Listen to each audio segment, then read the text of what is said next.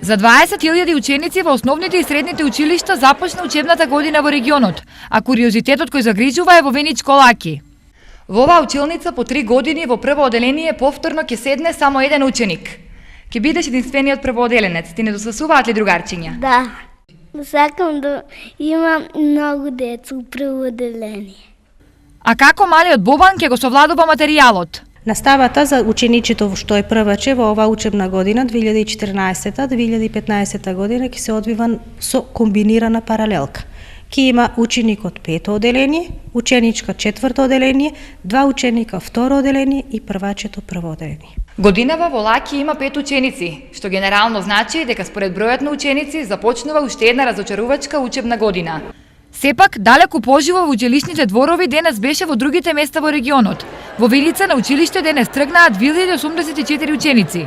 За разлика од минатата година, бројот на учениците е за 10 помалку од минатата година, но не радува фактот за тоа што првачињата се повеќе оваа година. Имаме 57 правачиња во оваа учебна година во нашето училиште, минатата година имаме 45. Што за учениците значи почетокот на училишната година? Нешто посебно, многу убаво. Ќе бидам 8 оделение и ова е за мене нов предизвик. Во Делчево во сите основни и средни училишта место во клупите денес фатија 1722 ученици, а на училиште тргнаа и 144 првачиња. Во однос на минатите години поголема бројка на првачиња, значи генерацијата која што го заврши основното образование беше со бројка 67, запишани имаме 77, значи во тенденција на растење на бројот на ученици.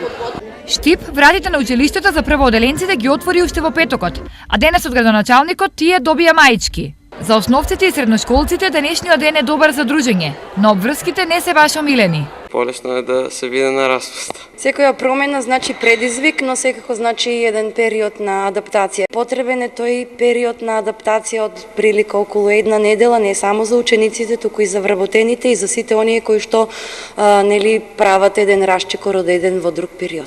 А адаптација ќе им треба и на оние кои за прв пат домот ќе го заменат со друго живеалиште. Тоа е голем проблем.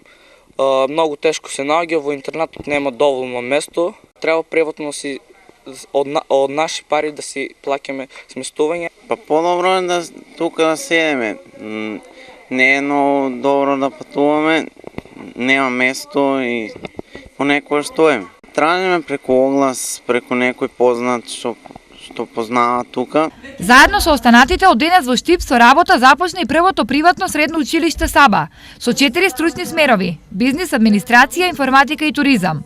Саба е американски модел на образование на македонски јазик, се учи во мали групи од 5-10, најмногу до 15 ученика и учениците имат можност да се здобиат со знаења, бидејќи професорите секако ќе обрнат повеќе внимание. Го одбрав ово училиште затоа што мислам дека нуди многу поразличен начин на едуцирање.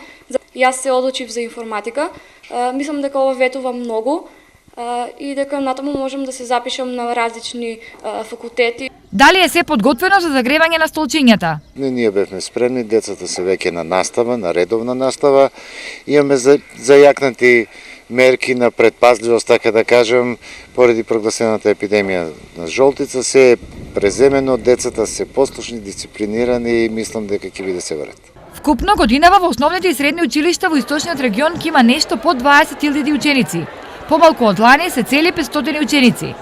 Сепак, ова не го решава проблемот со сместување на учениците, кои во Штип доаѓаат од околните места.